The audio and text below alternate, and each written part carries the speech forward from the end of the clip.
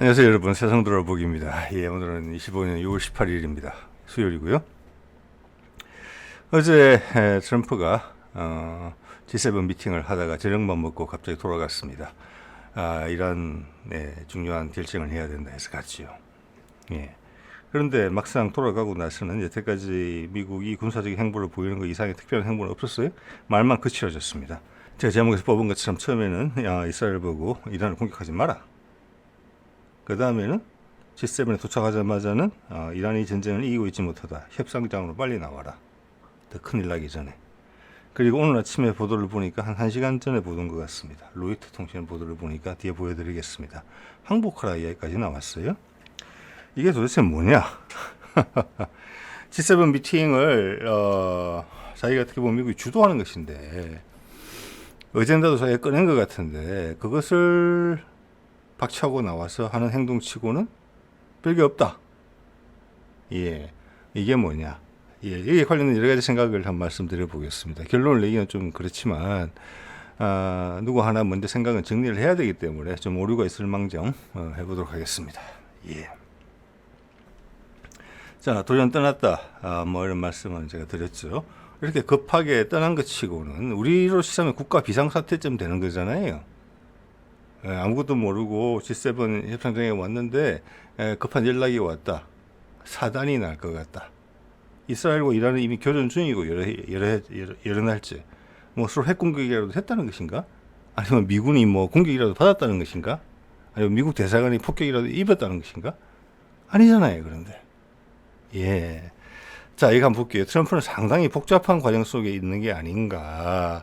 지금 제가 이걸 쭉 들여다보는데 그가 말한 대로 지금 일단 세계가 충격에 빠져있고 혼란이 없는, 정신이 없는 상태예요. 만약 여기서 트럼프가 말하는 대로 그대로 진행이 된다면은 미국은 엄청난 정치적 부담을 안게 될 거예요. 자, 그래서 이것은 어떤 이란을 협상에서 굴복시키기 위한 어떤 방식이 아닌가. 이런 생각이 조금 더 많이 듭니다.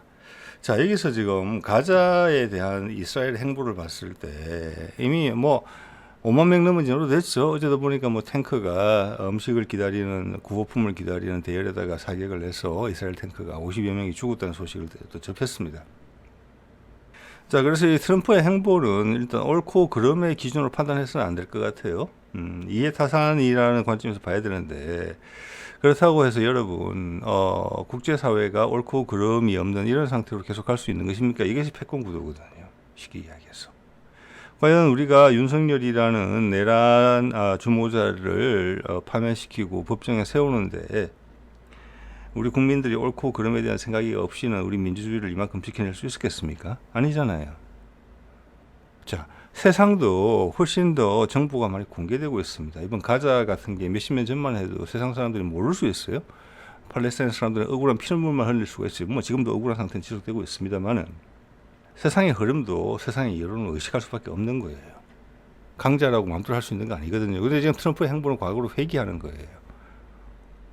그러면 그의 계획과 연계되어 있는 수많은 세력들은 미래의 세력들이에요.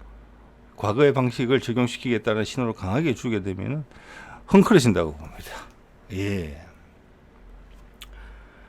자, 초창기에 나왔던 거죠. 네타냐후한테 경고를 하는 모습이에요. 이란의 핵시설을 폭파하지 마라. 자, 이걸 했을 때 뭐가 있었겠습니까? 이때는 유럽도 다 동조했어요. 프랑스, 영국 강하게 비난했어요. 근데 지금 더 이상 비난하지 않고 애매모호한 논리도 없이 바로 이스라엘 편을 드는 거죠. 이스라엘 지금 분명히 선제 공격을 한 거지 않습니까? 이란이 특별한 도발을 한 게 없어요. 그리고 여러분 보셔서 아시다시피 이란의 곳곳에는 모사드 요원이 배치되어 있어서 언제든지 원하는 사람들을 요인들을 암살하고 있어요. 장악하고 있다는 거죠. 깊이 침투해 있고 몇십 년간 거기를 우리말로 하면 간첩이 암약하고 본국에서 본국 모사드의 지시만 내려오면 언제든지 째깍째깍 없애버릴 수 있는 힘을 갖고 있어요. 반면 이란은 그러지 않아요.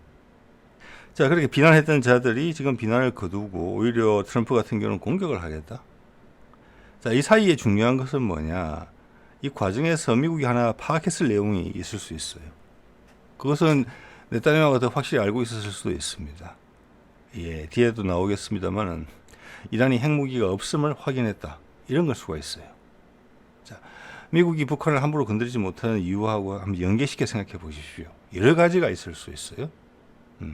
자, 또 하나는 지난번 오바마 시절에 이란하고 핵협정을 맺습니다. 유럽 국가들이 업적으로 사인까지 했어요. 근데 트럼프가 당선되면서 그 핵협정을 뒤엎었습니다. 뒤엎으면서 트럼프가 한 말은 계약 조건이 우리한테 너무 불리하다. 자, 그러면 트럼프의 계약 조건을 요구했을 거거든요. 이번에 이제 이란과 협상을 하면서 그게 잘 이루어지지 않았다. 빈틈이 생겼다. 그래서 정치적으로 궁지에 몰리는 네타냐후가 이를 저질렀다. 이를 저지르는 과정에서 보니까 일단 트럼프는 후수를 두게 됐는데 저지르는 과정에서 보니까 이란이 핵무기가 없더라. 자, 강하게 압박을 하자. 또 하나, 트럼프 1기 때 국방부 장관 보좌관을 지냈던 그를 사실은 안보실장까지도 생각했던 사람이에요. 유능한 사람이라고 봅니다. 저 채널에서 몇 번 소개드렸죠. 그 그렉 맥그레거가 한 이야기가 있습니다. 강성파들이 이란을 공격하자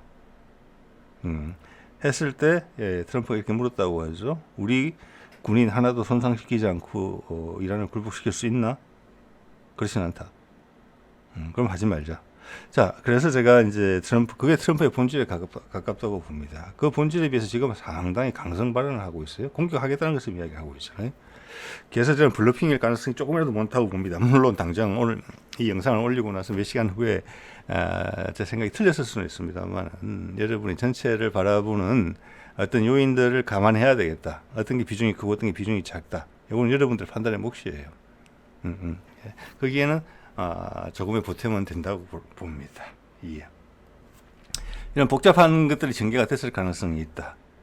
자, 이거는 보세요. 이런 말을 하죠. 나오면서 이란 모든 거 사라지기 전에 협상해야지. 말이 자꾸 강도가 세집니다. D7에 도착하자마자는 이란이 전쟁을 못 이기고 있다. 협상을 해야 된다고 했어요. 처음에 공격하지 마라. 공격하고 나서는 이스라엘이 공격하고 나서는 협상해야 된다. 그러면서 비행기 안에서 계속 이런 말을 했죠. 이란 핵 문제의 완전한 종식을 원해. 이제 기회를 잡았다는 겁니다. 과거에 이루지 못했던 미국이 유리한 방식으로의 핵 협상을 체결할 수 있는 길이 보인다. 처음에는 반대했지만 미친 네타냐후가 하는 짓을 쳐다보는 과정에서 그게 발견이 됐다. 그리고 이란은 우리한테 반격을 할 핵무기가 없다. 자, 이런 추정을 가능하게 해요. 그리고 그럼 과연 이 점에 있어서 상대방을 무차별로 때리는데 러시아가 가만히 있겠느냐.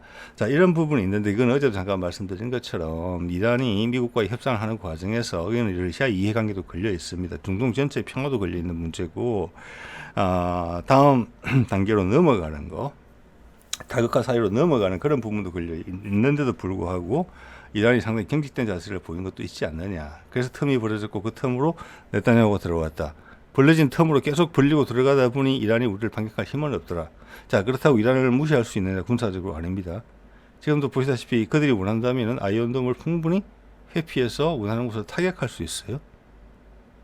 예, 지금 이란의 피해가 좀 더 많은 것으로 비춰지지만 이란이 이스라엘만큼 무리수를 둘 수는 없는 입장이에요. 세계적 정치 지형 때문에. 그리고 뭐 수천 기의 탄도탄을 가지고 있는 상황이고 지금 밖으로 보도는 잘 안 되지만 이란 내 주장에 따르면은 이스라엘기를 10대 정도 격추했고 어제도 추가 보도가 나왔더군요. 네 번째 F-35를 격추시켰다. 증거는 제시하지 않았습니다. 그런데 지금 현재 양쪽 전력을 봤을 때 충분히 그럴 수는 있다고 봅니다. 예. 러시아의 지원을 받은 대공 방어 체계가 있거든요. F-35 잡을 수 있습니다. 예. 자, 이런 것들 쭉쭉 좀 말씀드려 볼게요. 자, 그래놓고 오늘 아침에는 이란 무조건 항복하라고 되어 있죠. 무조건 항복입니다. Unconditional surrender라고 표현을 했죠. 예. 그리고 이란 최고 지도자에 대한 어떤 공격 목표 설정에 대해서도 입장이 바뀌었어요. 며칠 전만 해도 반대했죠. 그런 이스라엘 그런 걸 추진한다는 보도가 나오죠. 뭐라고 그랬습니까? 지금은 반대한다. 앞으로는 반대 안 할 수도 있다. 이렇게 된 거죠. 이렇게 이제 강화된 건데 과연 항복하지 않으면은 지금 예를 들어서 니미스 항모를 지중해로 보낸 것으로 돼 있고 미국 내에 있는 공중 거주기 세력들을 유럽으로 보냈다. 즉 장거리 타격을 할 수 있다라는 것을 이제 의미하는 거거든요. 아까 말씀드린 맥그레거의 제 경험담을 말씀을 드렸을 때 미국이 이게 본격적으로 참전할 가능성은 저는 낮다. 뭐 할 수도 있어요. 그렇지만 이란의 전력은 만만치 않다. 중동 최고의 군사강국이에요. 몇십 년간 그것만 준비해 왔고, 그죠? 그리고 후티하고 홍해에서 그걸 한 걸 보세요. 휴전을 한 것을. 후티하고도 미국 해군을 되게 상그럽게 했고 실제 피해도 저는 발생했다고 봅니다. 후티와의 교전에서. 그래서 그게 아까워서 발을 뺀 거잖아요. 그거에 비하면 지금의 강성 기조는 너무나 다른 것이죠. 한 달 정도 만에. 그래서 그때 말씀드립니다만 이란에 핵무기가 없다라는 걸 확인을 했고 좋은 협상을 이끌어낼 수 있겠다. 그 분위기 조성 차원이다. 거기에 일단은 네타냐후의 어떤 모험하고 그거 이빨이 맞았다. 희한하게. 물론 그 뒤에는 어떤 유택의 자본의 압박이 분명히 있었을 거예요. 누가 트럼프한테 압박을 넣느냐 여기서. 그듯 말씀드립니다만은 유택의 자본의 압박. 네타냐후하고 이렇게 인구 1,000만밖에 안 되는 작은 나라에서 이렇게 안하무인격으로 행동할 수가 있겠습니까? 뒷배가 없이. 그 뒷배는 유택의 자본이라고 생각하고 그 트럼프를 압박하는 언론에 전혀 보도되지 않는 트럼프 압박의 주범이라고 생각을 합니다. 그것은 트럼프와 푸틴이 둘이 동시에 합치더라도 이겨내기 어려운 그런 압박이라고 봅니다. 그들 자본은 이런 거거든요. 물 들어간 풍선 같은 거에 한쪽에 힘을 줘서 꽉 쥐면은 쭉 빠져나가서 안으로 가버려요. 거기는 중국도 포함되어 있습니다. 그 대상에. 미국의 자본이 도망갈 수 있는 곳은. 그래서 예전에 빌 게이츠가 바이든이 마음에 안 들었을 때 계속 중국하고 싸우지 말아야 된다. 시장으로서의 가능성. 긍정적으로 평가했던 부분들이 많았고 그것은 유택의 자본에 가지고 있는 생각의 한 부분이 노출됐다고 봅니다. 그런 빌 게이츠 입을 통해서. 자, 최종근이 MBC에서 나와서 인터뷰를 했어요. 어젠가 나왔는데 들을 만한 이야기를 했다고 생각합니다. 문재인 정부에서 국가안보실 평화군비통제비서관을 해서 평화기획비서관으로 올라갔고 그 다음 외교부 1차관까지 했으니까 대북 비핵화 전문가죠. 그리고 미국과 북한 사이의 종전선언 가운데 우리가 뭐랄까 양쪽을 중재를 해서 총안도 내고 한 것인데 그게 관여됐던 사람입니다. 이렇게 이야기하죠. 이스라엘 내부 불안과 이번에 이제 이스라엘 왜 공격했느냐 이거예요. 이스라엘 내부 불안과 이란 핵무장 막으려 전면전 불사 이것이 이제 이스라엘 판단이라는 것인데 이 정도 이야기를 해준 사람이 없어요. 정리를 잘 했잖아요. 이스라엘 내부의 어떤 네타냐후의 어떤 정치적 생존에 대한 욕구. 자, 이런 거 보면은 저는 우리나라 사람들이 대단하다는 생각을 하면 해요. 자, 네타냐후가 가자 전쟁을 일으키기 전에 가자 전쟁도 알았습니다. 하마스가 공격할 걸 이집트가 알려줬잖아요. 세상에는 우리가 생각하는 것보다 훨씬 복잡하게 돌아갑니다. 유인 전술이 훨씬 많은 것 같아요. 제가 봤서는. 공격할 걸 알고 있어요. 미리 예방하지 않아요. 그리고 맞아요. 그리고 피해를 과장되게 하고 과장시키고 확대시켜요. 심지어는 자기들의 힘을 써서라도. 그 이스라엘이 그런 흔적으로 보이잖아요. 그 아파트 헬기권이 있지 않습니까? 그거와 이란 핵무장 막으려 전면전 불사. 그래서 저는 이란이 과연 핵무장을 지금 핵 개발하겠다고 했고 또 핵 협상을 했다가 맺었다가 파토까지 났는데 미국이 트럼프가 들어오면서 도의에 안 맞는 것이죠. 그렇기 때문에 그 시간이 벌써 몇 년입니까? 8년, 10년 이렇게 된 이야기예요. 그동안 핵무장을 못했을 리가 없다. 정치적 압박이 강할 뿐이지 핵무장 자체는 어려운 게 아니에요. 기술적으로 더 이상. 거기다가 탄도탄 기술은 다 확보하고 있잖아요. 이란이. 그러니까 핵탄두만 만들면 되는데 농축만 시켜서. 그것은 저는 그래서 그걸 이란이 핵무기를 보유하고 있다고 봤는데 지금 이제 최종거는 이란 핵무장 막으려 이렇게 돼 있는데 이것은 이제 명분이라고 보거든요. 명분. 그런데 미국도 이전에 대해서는 확실치는 않았을 거라고 봅니다. 뒤에 보면은 이란이 핵무장하고 있지 않다는 것은 미국 정부 당국에서 파악하고 있었던 것 같아요. 그렇지만 이것을 내걸었죠. 그런데 그것을 이스라엘이 무리하게 공격을 함으로써 그게 판단이 됐다고 봅니다. 미국도. 실제 핵무기가 없구나. 좀 두들길 수도 있겠다. 근데 트럼프 스타일에 두들기겠느냐? 전 세계 여론의 어떤 부담감을 감수하고 그렇지는 않을 수 있다는 생각이 된 거라는 겁니다. 예. 그래서 여기서 더 큰 것은 오히려 이 네타냐후 이 표현대로 전면전을 불사하겠다 했을 때 전 세계에 이렇게 할 수 있는 것은 이스라엘밖에 없습니다. 즉 트럼프를 압박할 수도 있는 힘, 트럼프의 길을 꺾을 수도 있는 힘이 네타냐후를 지지한다. 유택의 자본밖에 없습니다. 예. 자, 그래서 그 상황을 트럼프는 인정하고 들어간다. 이렇게 생각하셔야 될 것 같아요. 그 제 생각입니다. 그 속에서 내가 최대한 할 수 있는 게 이해관계를 따질 게 뭐가 있는지 봐야 된다. 거기는 이미 옳고 그름이 그 사회는 없는 거예요. 그런 부분이 전 세계에 노출돼서 좀 희한한 입장에 처하더라도 어쩔 수 없는 거예요. 현실이 그렇게 움직이고 있기 때문에. 그게 트럼프의 생각이라고 봅니다. 예. 자. 그래서 돌아오는 비행기 내에서 CNN이 물었습니다. 당신의 첩보 수장이 출시 가바드가 몇 달 전에 이란은 핵무장 안 하고 있는 것 같다. 곧 할 수도 없을 것 같다라고 국회에서 의회에서 공식으로 이야기한 바가 있는데 어떻게 생각하느냐? 이 말은 뭐냐면 이스라엘의 공격의 근거가 명분이 뭐냐? 이란이 곧 핵무장을 한다는 거였거든요. 자, 우리도 예전에 김영삼 시절에 미국의 그 클린턴이 있을 때 북한을 공격하려고 했습니다. 지금 돌이켜 봤을 때 그때 타이밍이 북한이 진짜 핵무장을 할 수 있는 타이밍이었어요. 그때 자르려면 그때 잘랐어야 되는 타이밍이라고 봅니다. 그때 김영삼이 반대했다 이런 이야기가 있죠. 우리 땅에서 전쟁을 해야 되고 우리가 당사자가 바로 되는데 미국이 북한을 친다 하더라도 반대. 그게 맞는 판단이죠. 여기도 그와 비슷한 상황이라고 네타냐후가 강변을 하고 있는 것인데 CNN 기자가 물은 겁니다. 예, 첩보 당국의 입을 빌려서 그랬더니 트럼프가 좀 곤란하죠. 이란이 곧 핵무기 보유한다. 예, 그리고 밑에 영어 자막은 뭐라고 알렸습니까? 이 투시 가바드가 하와이 출신 정치인이죠. 그네가 한 말은 내가 신경 안 쓴다 이렇게 말했다는 겁니다. 예. 자, 툴시 가바드죠. 옛날 여군 출신이고 하와이 정치인이고 인도계로 알려져 있습니다. 그래서 지금 CIA를 포함한 여러 정보기관들의 정보를 취합하는 역할을 하고 있는 거예요. 그래서 강요 중에 한 명입니다. 즉 뭐라고 할까? 미국 정보기관의 총수장이다 이렇게 볼 수도 있어요. 네.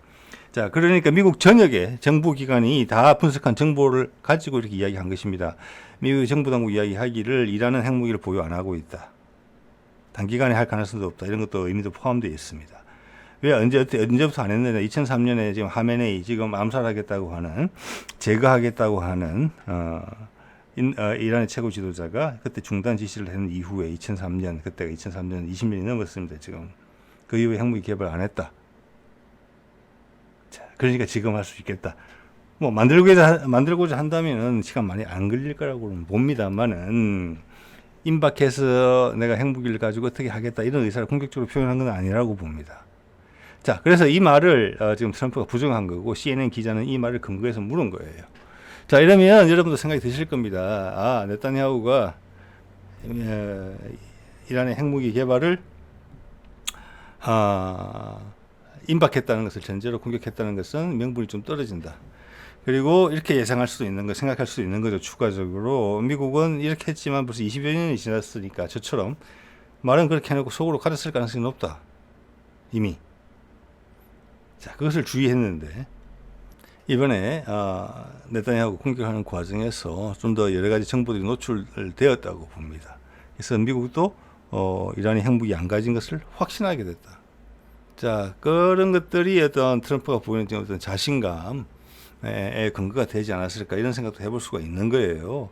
그럼 여기서 이제 크게 중요한 파트너가 어제도 말씀드렸지만은 금년 초에 여기 전략적 동반자 관계를 맺고 무기를 지원했고 수천 명의 중국 러시아군이 이란에 심지어 파견돼 있다. 왜? 단기간에 교육을 통해서 장비 숙달법을 가르칠 수 없기 때문에 그냥 가 있다. 즉 이것은 이스라엘의 공격이 가능성이 높다고 이미 그때부터 봤다는 거고 러시아는 거기에 대해서 우리가 대신 막아서고 있다. 이런 개념이 컸어요. 수송기로 S-400 미사일들을 실어 나르는 모습이 목격이 됐단 말이에요. 예. 그리고 지난번 1차 공격에서도 이스라엘의 1차 공습도 상당히 충격을 많이 받은 거죠. 러시아제 무기들에 대해서. 그래서 이란은 만만한 전략은 아니에요. 예. 항복하라고 항복할 것 같지 않거든요. 저는 제가 봐서는. 예, 뭐 그야 미래의 일이니까 모르겠습니다만은. 그래서 제가 오늘 종합적으로 말씀을 드려보는 거예요. 트럼프의 과거의 성향하고 비교를 해서 지금 후티하고도 그래서 부스럼이 될까봐 후티 몇 번 비행기를 폭격하다가 그걸 후티 해결 안 되죠. 자, 후티는 이란의 지원을 받고 있습니다. 그럼 그 상륙 부대를 보내서 썰어버려야 돼요. 지금 미군 전력은 거기에 크게 투자해서 후티를 정리할 수 있을 만큼 강력하지도 못해요. 사실은 그 산악전을 벌여야 되는 거거든요. 게릴라전을 벌여야 돼요. 그럼 아프간 전쟁의 기억이 확 온단 말이에요. 이란은요, 그러면? 이란은 후티하고 비교할 수 없을 정도로 강하죠. 그리고 작년인가 재작년인가 중국의 중재로 사우디하고 화해도 했습니다. 이란은. 그리고 브릭스에 가입도 돼 있어요. 여기서 더 악화되면 러시아가 개입하지 않을 수가 없습니다. 지역의 안정을 위해서라도. 트럼프의 말이 너무 많이 나가는 거죠. 예. 자, 그러면서 러시아도 조금 이런 기사가 났어요. 바로 오늘. 지금 미국과 하고 러시아가 이런 회의를 하고 있었거든요. 이스탄불에선가 그럴 겁니다. 미러 관계 정상화를 위해서, 즉 서로 이제 대사관계 회복을 위해서 이걸 하고 있었거든요. 그 협의가 미국 쪽에서 조금 잠시 쉬자 해서 쉬고 있다는 이야기를 했어요. 자, 이게 대해서 이란에 대해서 지금 푸틴하고 미국은 이야기를 많이 하고 있다고 봅니다. 지금의 진전에 대해서도 푸틴은 이해를 하고 있다고 봐요. 불안한 기색은 있겠지만 왜 이런 상황에서 이런 말을 상대방이 뱉는데 거기에 대해서 아무리 블러핑이 많겠다 생각이 들지만 대처는 안 할 수는 없잖아요. 자, 제가 말씀드린 것처럼 큰 안목에서는 푸틴이 미국의 뜻에 현재 동조하고 있다. 그래서 제가 미국과의 핵 협상 과정에서 이란의 스탠스가 좀 잘못됐다. 그래서 지금도 인도 언론을 보면은 이란을 강력히 지지하는 기사가 도배를 하고 있어요.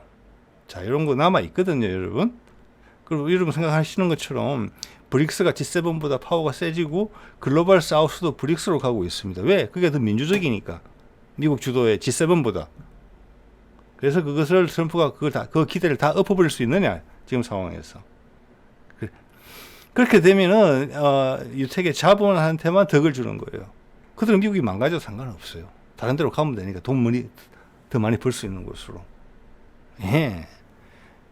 2차 세계대전을 계기로 그들 자본이 유럽에서 축적된 자본을 가지고 건너뛴 것처럼 태평양 다시 건너뛰면 돼요, 그들은. 네.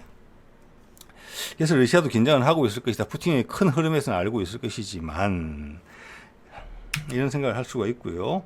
그래서 어제 나온 이 기사가 저는 의미심장하다는 겁니다. 어제입니다. 어제 트럼프가 지금 G7 박차고 나가는 그 시점에 쇼이구가 지난 6월 4일 날 왔는데 지금 한 달도 안 돼서 두 번째 날라온 거예요. 보름 만에 온 거예요. 보름 만에. 최근 3달간 세 번째예요. 한국의 정치적인 어떤 지형이 완전히 바뀌는 계기가 있을 때마다 왔어요. 이것은 푸틴이 전화를 할 수 있는 건데 이것은 그들만의 의사표현 방식인 것 같습니다. 이것은 특사를 보내서 말을 하는 거다.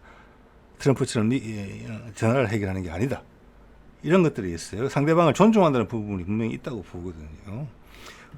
자, G7 팽하고 와서 이란을 공격할 것처럼 분위기를 지금 항복하라고 이야기를 하고 있는 마당에 이란과 비슷한 위치에 있다고 볼 수 있는 입장이 말입니다. 북한은 많은 동료가 있을 수 있습니다. 거기에 대해서 푸틴이 아는 바를 설명했다고 봅니다. 이 기사 내용이 나오더라고요. 푸틴의 지시로 왔다.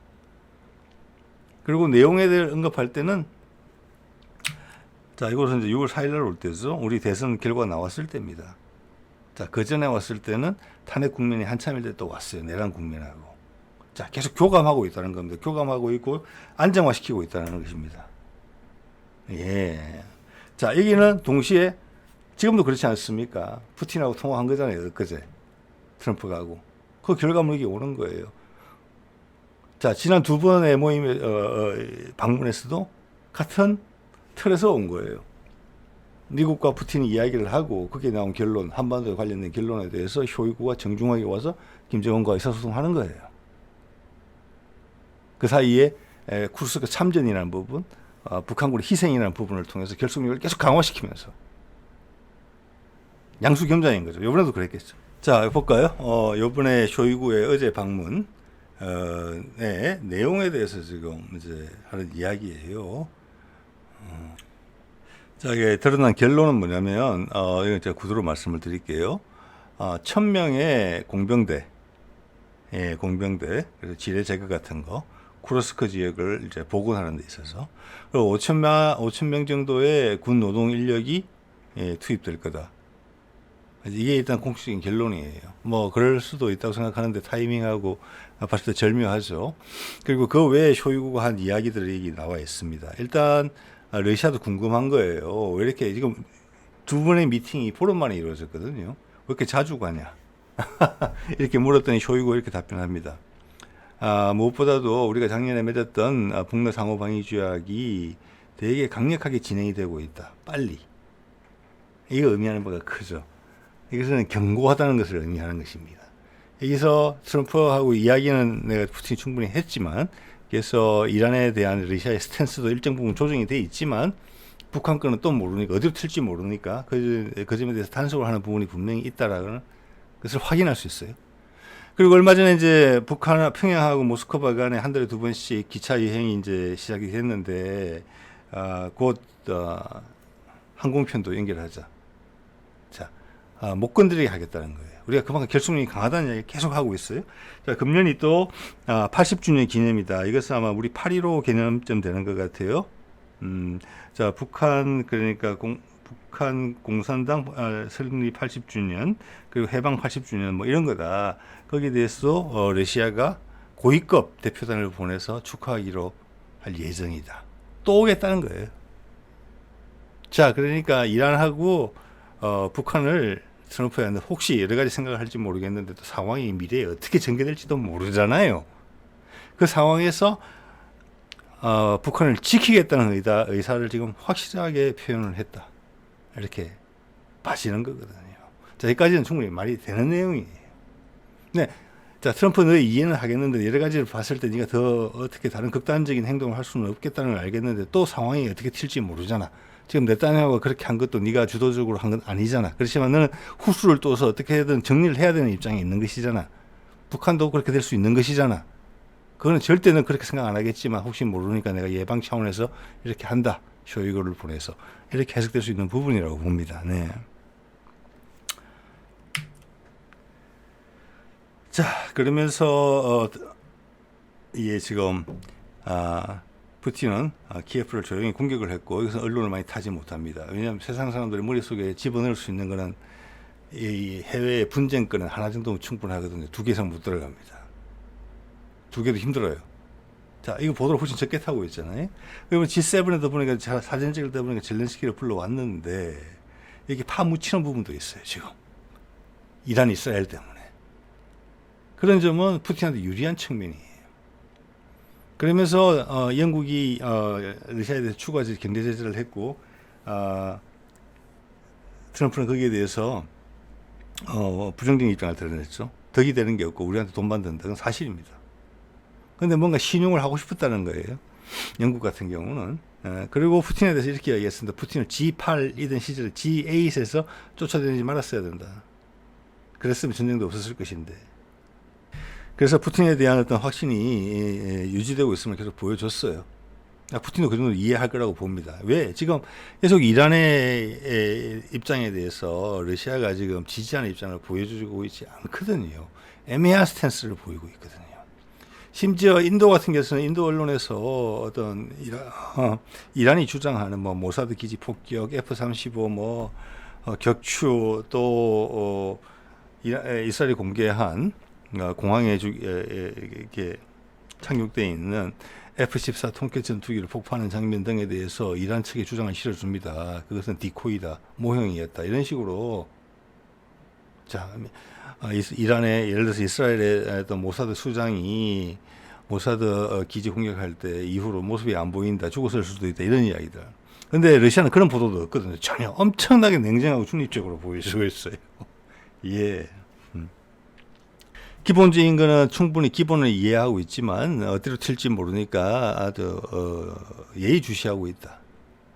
그리고 그것은 또 젤렌스키를 궁지로 모르는 데는 좀 유리한 국면이 된다. 약간 그늘 속에 들어간 느낌이거든요. 우크라이나 건이 백일하에 드러나는 그런 것이라기보다는. 자, 또 하나 볼 거는 이게 트럼프의 지지율인데, 이번에 이제 캘리포니아에서 그 불법 이민자 강력 단속, 뭐 주방위군 투입하고, 주지사 요청이 없는 데도 투입했고, 그런 부분이 있고, 또 열병식 하고 그랬죠. 그게 그들의 트럼프의 지지율을 확고히 다지기 위한 그런 부분들이라는 말씀을 드렸는데, 실제로 보니까 지금 모닝 컨설트에 6월 3일에서 9일자 조사한 걸 보니까 지지율이 50%가 나왔어요. 부정은 44%예요. 우리 언론이 이거 보도해 줘야 된다고 봅니다. 우리 언론 보도만 보면 트럼프는 죽일 놈이고 미국 사람들이 전부 다 윤석열처럼 탄핵해야 된다고, 독재로 돌아간다고 이야기를 하고 있는 거잖아요. 그런 해석될 수 있는 부분도 있어요. 그렇지만 지지율 자체가 안 그렇다는 겁니다. 이거는 트럼프가 말한 대로 먹힌다는 거예요. 지금 고도의 전략가다. 그리고 지난번 1기 때 실패했던 것을 두 번 다시 반복하지 않으며 미국의 이해가 절대 손상되지 않게 한다. 그게 이란전에서 드러나고 있다고 봅니다. 그리고 내가 불가항력적으로 할 수 없는 부분 내가 수용한다. 네. 자, 올랐어요. 그때 제가 지난달에 봤을 때 46%가 그랬었습니다. 4% 오른 거예요. 이건 트럼프의 배팅이 맞는 거예요.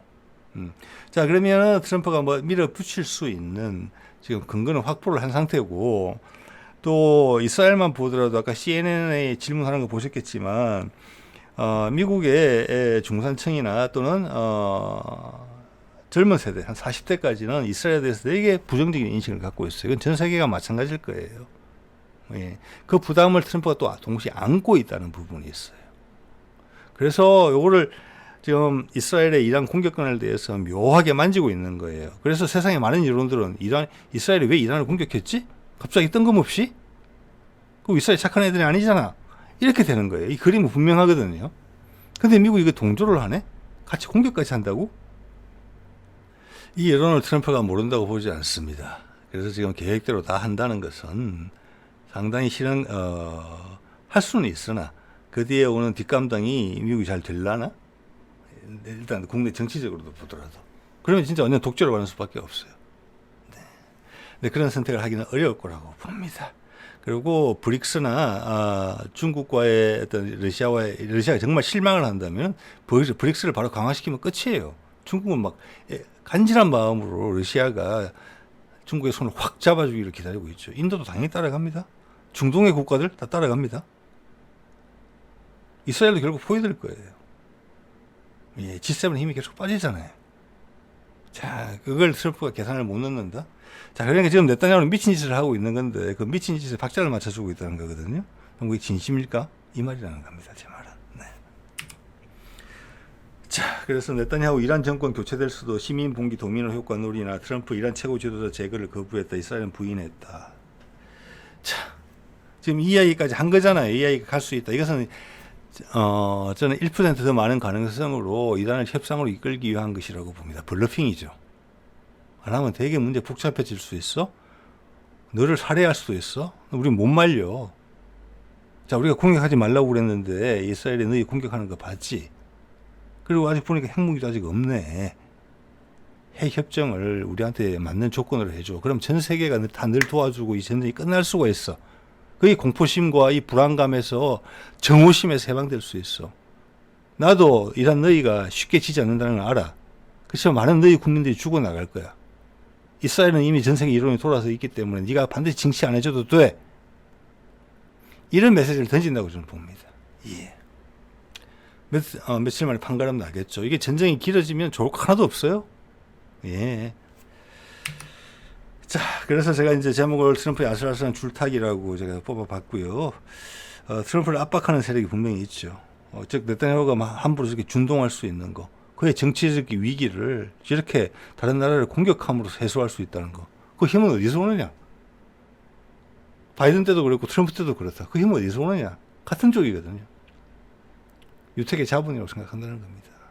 내가 달러를 바로 버릴 수 있어. 아니, 중국이 미국 달러를 버리면 망가지는 건 분명하죠. 그럼 중국도 혼란이고 전 세계 경제가 혼란이겠지만 최악의 순간에는 가능한 일이에요.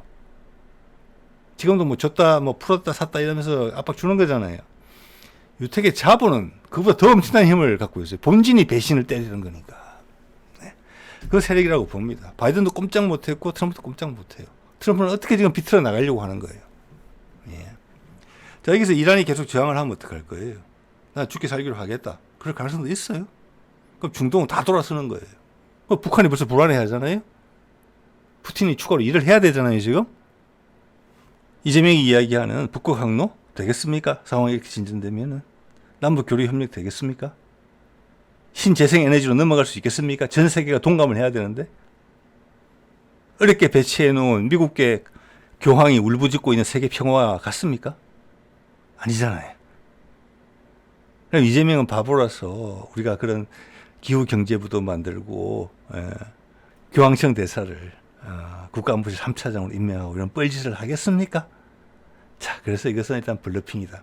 이 정도 세게 블러핑을 쳐야지 전 세계가 놀란다. 그래야지 이란도 기미가 있다. 예. 자, 그렇기 때문에 지금 뭐 니미츠 항모 보내고 공중 거북이 세력 보내는 것은 지난번 가자 전쟁 때도 한 개 항모 전단 또는 핵심적인 또 힘들 때는 홍해 쪽으로도 항모 전단 동시에 2개 정도가 전개된 바가 있었습니다. 자, 그것이 후퇴하고 휴전을 하면서 물러나는 상황이에요. 일단 발을 빼는 거예요. 거기서 군사적으로 엮이기 싫다는 거예요. 그런데 그 상황에서 네타냐후가 위기를 느낀 거죠. 그래서 미친 짓을 한 겁니다. 우리 윤석열이 한미일 군사동맹권이 물을 건너가고 미국이 넌 핵무장도 못해. 그리고 내부적으로는 미국과 소통하는 것으로 보이는 민주당 정치 세력한테 그들 자기 스스로의 뻘짓을 통해서 국회 권력을 잃은 후에 궁지로 몰리자 선택한 게 내란이었지 않습니까? 네타냐후도 그래요. 근데 네타냐후에는 전 세계 돈을 쥐락펴락하는 유택의 자본이 있고 윤석열은 그게 없고 국민의 그냥 민주적 저항에 무조건 밀리는 거죠. 그러니까 지금 네타냐후는 자업자득이 되는 거예요. 그런 유택의 자본의 힘이 있기 때문에 자기의 독재가 유지가 되는 거예요. 이스라엘 국민들은 우리처럼 부도덕한 부적절한 대통령 내외를 밀어낼 수 있는 힘을 못 가져요.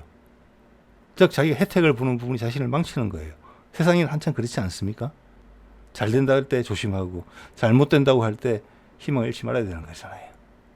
아픈 경험은 또 어떤 생산적인 어떤 경험을 선사하는 경우가 대부분이기 때문에 그런 거라고 봅니다.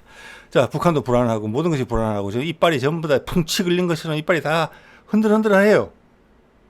그래서 저는 트럼프가 이거 뭐 공격을 한다거나 이런 데까지 진도로 나갈 거라고 보지 않고 지금 험한 이야기 나오는 것은 이란의 협상의 장으로 어차피 벌어진 마당이고 트럼프 입장에서는 내가 손댈 수 없는 부분이란 말이에요. 그 자본이란 부분, 유택의 자본이. 그래서 협상으로 이끌어서 전쟁을 종식시키자. 그래서 이스라엘은 우상토로 회복, 이스라엘과는 핵협정. 그 정도 전제를 푸틴도 하고 있을 거예요. 그래서 푸틴도 약간 한 걸음 멀어져서 보고 있다. 그런데 이 이빨 전체가 흔들리는 풍치라서 잘 처치를 하면은 다시 이빨이 안착을 하겠지만 여기서 무리수를 두게 되면 이빨을 왕창 잃을 수 있습니다. 잃을 거 많아요. 북한도 그 중에 하나예요. 야, 이란을 공격한다? 핵무장한다고 해서? 그러면 북한이 어떻게 생각하겠습니까? 미국의 협정 제의를 신뢰하겠습니까? 예전에도 여러 번 삐뚤어졌는데 트럼프가 쭉 이야기해왔던 난 김정은과 친하다. 우크라이나전 끝나면 김정은과 만날 거야. 푸틴이 공들인 거 이런 거 한 방에 다 날아가는 겁니다. 그럼 세상은 패권 시대로 갈 수밖에 없고 미국은 더더욱 패권 시대의 방식으로 회귀를 해야 돼요. 힘이 없어요. 그런데 그럼 중국 세상 가는 거예요. 패권으로. 자, 그걸 트럼프가 모르지는 않는다고 봅니다. 예. 그럼 당연히 살기 위해서 러시아와 인도, 중국 연대를 강화하는 거예요. 미국은 더 악화될 거니까. 지금 네타냐후처럼. 네. 그래서 결론적으로는 이것이 고도의 협상 전략이다. 예. 지금 파란색으로 언급되어 있는 많은 부분들은 트럼프가 감내하기 어려운 부분들이거든요. 미국이 감내하기 어려운 부분이에요. 미국이 대중들은 인식하고 있지 못하지만 무엇보다 어떤 네타냐후와 이스라엘의 악행에 대해서 전 세계 여론이 판단이 섰다는 거. 그걸 되돌리기는 엄청 어려워요. 일단 전 세계 여론을 쥐락펴락하는 것, 어떤 언론 재벌의 힘에서 그건 또 유태계와 연결이 되어 있단 말이에요. 자, 그들의 장난이 어떻게 되고 있냐면 현재는 노출이 되고 있어요. 그게 가자 전쟁이 시발점이에요. 이제 물꼬가 텄기 때문에 와르르 무너질 수도 있어요. 우리를 지배하고 있던 유럽의 지배층과 대중의 성향이 다르구나. 이게 뭐지라는 의문점을 갖기 시작했고, 이번에 트럼프가 계속 이란에 대해서 이런 행동을 하면서 이게 악화된다 그러면 그런 이론에 노출되는 부분은 훨씬 더 커지게 될 거예요. 그거는 이스라엘 스스로의 잘못이 커요. 거기 미국이 절대 낚이고 싶지 않을 거예요. 미국 패권이 중국 패권이 아닌 나아진 세상에 새로운 리더십을 보여주는 게 미국이 필요한 부분이거든요. 자, 그것을 이보 전진을 위해서 트럼프는 일보 후퇴를 한다고 생각하겠지만 주변에 긴장할 수밖에 없다고 봅니다. 자, 오늘 이 정도 말씀을 드리겠습니다.